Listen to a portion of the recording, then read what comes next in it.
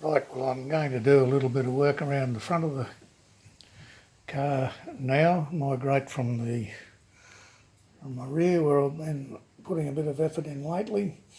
So we're looking at around the front radiator duct area, and as you'll see there's no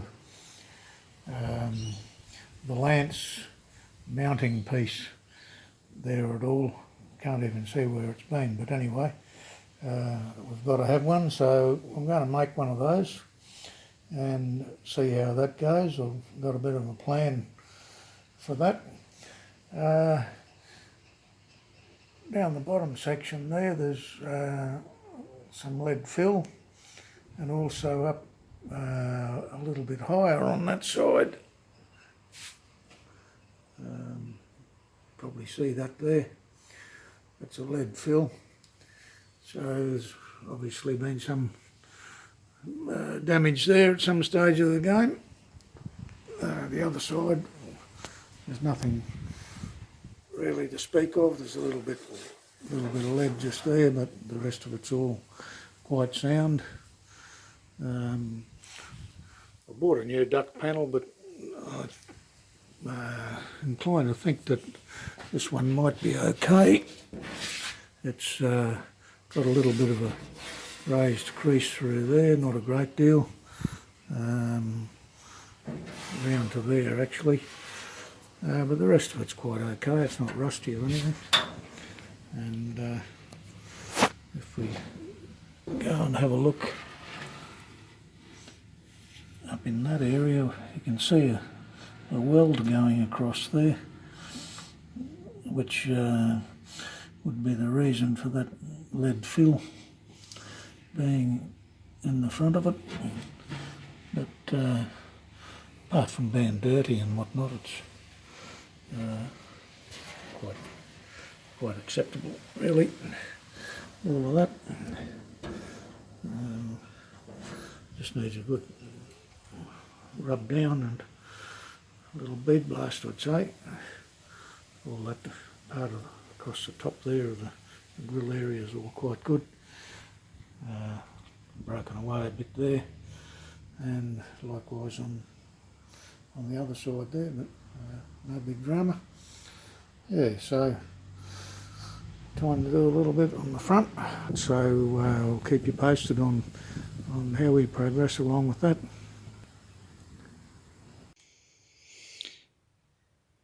Right, so what I'm going to make here now is the front mounting panel for the Valance. So I'm going to take a shape off a new duct panel I've got there and cut a piece on the curve around about 20mm or so wide, and then to that I will weld in a 90-degree angle another piece of metal, which I'll cut to probably about 40mm at this stage, which I'll trim back, but I'm going to make it a little bit wider because I've got some work to do on the Valance, and I need to have a nice firm or jig, if you like, to do that work. But I do it this way because you get a nice curve. I see some fellas, they'll form up on a 90-degree angle a bit on the straight and then cut a whole lot of grooves in it to get the curve bend. But I like to do it this way because it's a lot neater, and you get the exact shape you want rather than a sort of sort of not quite even. The other thing about doing it this way is if you want to do a 3-section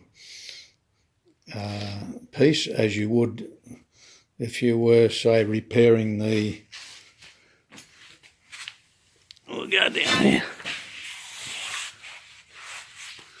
If you were repairing this section here and you wanted to go up, out and then up again, can cut that piece to the shape, and then a flat piece formed there and there to get the whole the three piece shape. So it's a bit better way of doing it, I think, and get a neater job, and it's no harder.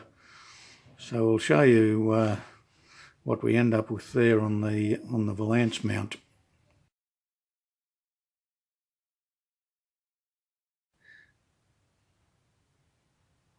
Right, there we go, probably half an hour or so, and I've got that cut out, tacked up. It's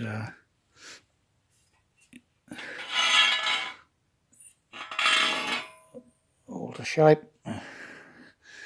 Put a few captive nuts in that, a little indent for the crank handle, and I think we'll have a pretty good job there. Not much work. Amazing what you can do when you've got a bit of time. Get my foot out of the way there.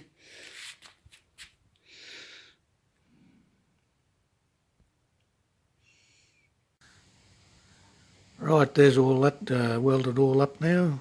Holes drilled, ready to weld the captive nuts on. Yeah, it's all panned out quite well. Fitted it up to the car and the Valance, and it's all nice and evenly spaced across the front and across the Valance. So, yep, another successful little job done.